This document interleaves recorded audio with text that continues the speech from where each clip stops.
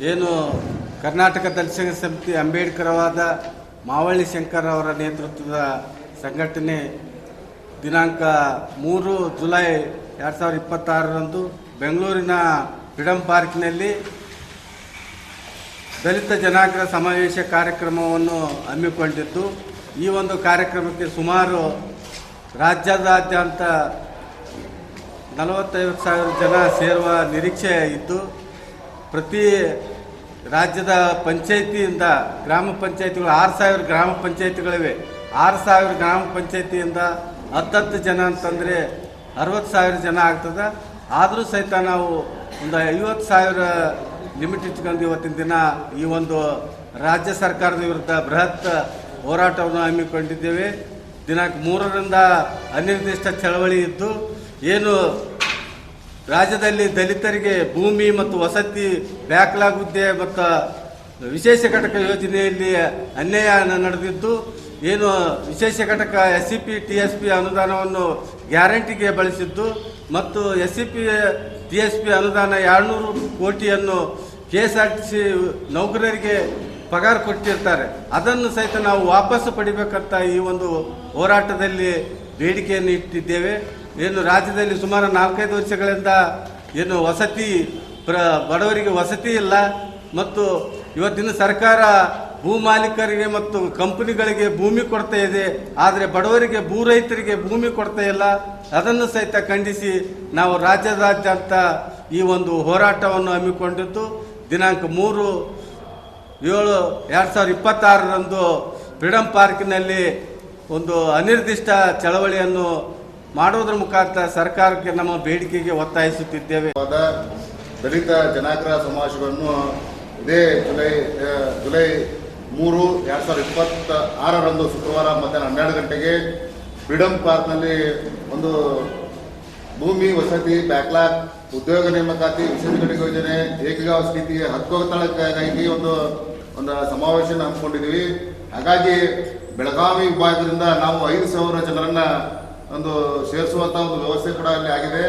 ಹಾಗಾಗಿ ಪ್ರತಿ ತಾಲೂಕಿನಿಂದ 100 ಜನರನ್ನ ಕರೆತರಬೇಕು ಅನ್ನುವಂತ ಒಂದು ನಿರ್ಣಯ ಕೂಡ ಆಗಿದೆ. ಹಾಗಾಗಿ ಈ ಬೆಳಗಾವಿ ವಿಭಾಗದಿಂದ ನಾವು 5,000 ಜನ ಈ ಒಂದು ಜನಾಗ್ರಹ ಸಮಾವೇಶಕ್ಕೆ ಸೇರ್ತಾ ಇದ್ದೇವೆ. ಈ ಉದ್ದೇಶ ಏನಪ್ಪಾ ಅಂತಂದ್ರೆ ಈ ಏನು ಆಳುವಂತ ಸರ್ಕಾರಗಳು, ಕಾಂಗ್ರೆಸ್ ಸರ್ಕಾರಗಳು SCP TSP ಯೋಜನೆಯಲ್ಲಿ ಏನು ನಾವು ಅದರ ದಲಿತರಿಗೆ ಬಳಸಬೇಕನ್ನುವಂತ ಏನು ಅವರು ಕಾಯ್ದೆಯನ್ನು ಮಾಡಿದ್ದಾರೆ. 7C ಮತ್ತು 7D ಅನ್ನುವಂಥದ್ದು ಕಾಯ್ದೆ ಮಾಡಿದ್ದಾರೆ. ಅಂದ್ರೆ ಯಾವುದೇ ಕಾರಣಕ್ಕೂ ಬೇರೆದವ್ರಿಗೆ ಬಳಸಬಾರ್ದು ಅಂತ ಕಾನೂನು ಇದೆ. ಆದರೂ ಸಹ ಈ 7C ರದ್ದಾಗುವುದಕ್ಕೋಸ್ಕರ ಕರ್ನಾಟಕ ದಲಿತ ಸಂಘ ಸಮಿತಿ ಅಂಬೇಡ್ಕರವಾದ ಹೋರಾಟ ಮಾಡಿ 7D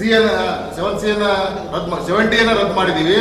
ಹಾಗೆ 7C ಅಂತಂದ್ರೆ ಏನ್ ಹೇಳಬೇಕು ಅಂದ್ರೆ 7C ಕಾನೂನು ಈ ನೆರೆ ಹಾವಳಿ ಆದಾಗ, ಪ್ರಕೃತಿ ವಿಕೋಪವಾದಾಗ ಈ SCP TSP ಹಣಗಳನ್ನ ಅವಶ್ಯಕ ಇದ್ದಾಗ ಮಾತ್ರ ಅದನ್ನು ಬಳಸಬೇಕಂತ ಕಾನೂನು ಇದೇ ಸರ್ಕಾರ, ಸಿದ್ದರಾಮಯ್ಯ ಸರ್ಕಾರ ಮಾಡಿದೆ. ಆದ್ರೂ ಸಹ ಅದನ್ನ ಕಾನೂನು ಉಲ್ಲಂಘನೆ ಮೀರಿ ಇವತ್ತು ಏನ್ ಮಾಡ್ತಾ ಇದೀವಪ್ಪ ಅಂತಂದ್ರೆ SCP TSP ಹಣವನ್ನ KSRTC ಡ್ರೈವರ್ ಮತ್ತು ಕಂಡಕ್ಟರ್ ಒಂದು 200 ಕೋಟಿ ರೂಪಾಯಿಗಳನ್ನ ಅದನ್ನ ಅವ್ರು ಭರಿಸಿದ್ದಾರೆ. ಅದನ್ನ ಏನು ಭರಿಸಿದಂತ ಇಲಾಖೆ, ಆರ್ಥಿಕ ಇಲಾಖೆ ಅದನ್ನ ರೀಫಂಡ್ ಮಾಡಬೇಕು ಮತ್ತು ಯಾರು ಅದಕ್ಕೆ ಬಳಕೆ ಮಾಡಿದಾರ ಅವ್ರ ಮೇಲೆ ಕೇಸನ್ನು ದಾಖಲೆ ಮಾಡಬೇಕು, ಅವ್ರನ್ನ ಅಮಾನತುಗೊಳಿಸಬೇಕು ಅನ್ನೋ ಒಂದು ಹೋರಾಟ ಇದೆ. ಮತ್ತು ಭೂಹೀನರಿಗೆ ಭೂಮಿ ಕೊಡಬೇಕು ಅನ್ನುವಂಥದ್ದಾಗಿರ್ಬೋದು.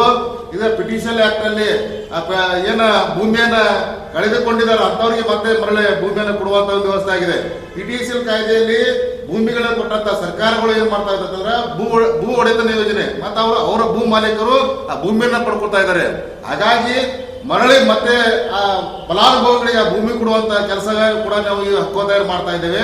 ಹಾಗೆ ಬಗರ್ಹುಕುಂ ಸಾಗುವಳಿದಾರರಿಗೆ ಕರ್ನಾಟಕ ರಾಜ್ಯದಲ್ಲಿ ಸಾಕಷ್ಟು ಜಮೀನಿದೆ.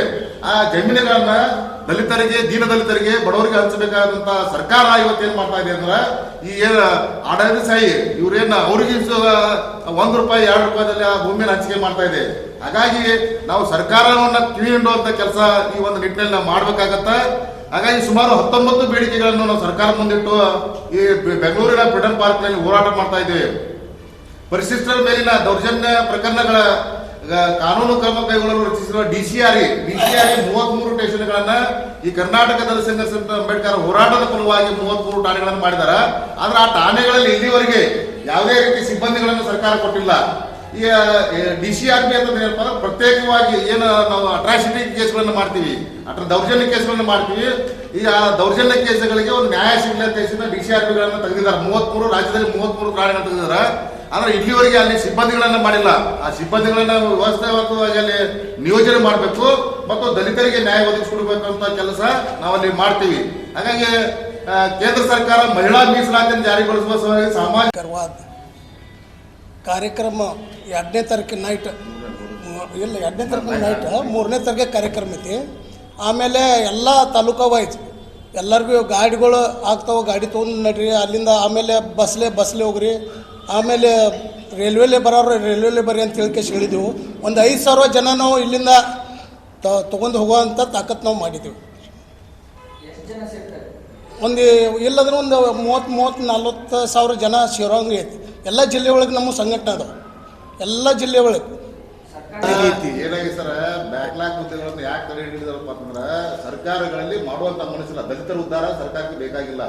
ಮತ್ತೆ ಇನ್ನೊಂದು ಏನ್ ಹೇಳಕ್ಕಪ್ಪ ಅಂತಂದ್ರೆ SCPTSP ಅನ್ನೋದ ದಲಿತರಿಗಾಗಿ ಮೀಸಲಿಡಬೇಕಾಗಿಲ್ಲ. ಅದನ್ನ ಸರ್ಕಾರ ಗ್ಯಾರಂಟಿ ಯೋಜನೆಗಳಿಗೆ ಬಳಸ್ತಾ ಇದೆ. ಹಾಗೂ ಮತ್ತು ಏನು KSRTC ಮನೆ ನೌಕರರ ಸ್ಟ್ರೈಕ್ ಬಿದ್ದಿರಲ್ಲ, ಅವಾಗ 200 ಕೋಟಿ ಅವ್ರಿಗೆ ಅದನ್ನ ಇದು ಕೊಟ್ಟಿದ್ದಾರೆ SCPTSP ಅನ್ನೋದನ್ನ. ಸರ್ಕಾರಕ್ಕೆ ದಲಿತ ಮೇಲೆ ವಿಶೇಷ ದಲಿತ